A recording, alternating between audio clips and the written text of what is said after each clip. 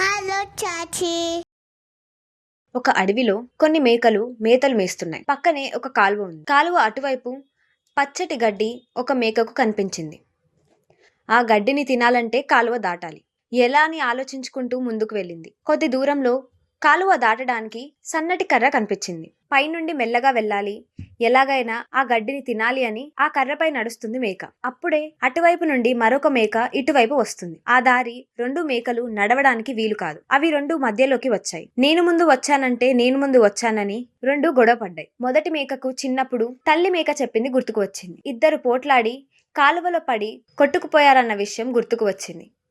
వెంటనే మొదటి మేక రెండవ మేకతో అంది, ఇద్దరం గొడవ పడితే కాలువలో పడి నీటిలో కొట్టుకుపోతాం. కాబట్టి ఇద్దరం క్షేమంగా కాలువ దాటాలంటే నేను మెల్లిగా కూర్చుంటాను, నా పైనుంచి నువ్వు దాటి వెళ్ళు అని చెప్పింది. రెండవ మేక సరేనని మేకపై నుండి దూకి వెళ్ళింది. రెండు మేకలు క్షేమంగా కాలువ దాటాయి. ఈ కథలోని నీతి: ఆలోచించి ఆపద నుంచి బయటపడాలి. కష్ట సమయాల్లో తెలివిగా ఆలోచించాలని ఈ కథ మనకి నేర్పు. Thank you for watching. Please subscribe my channel.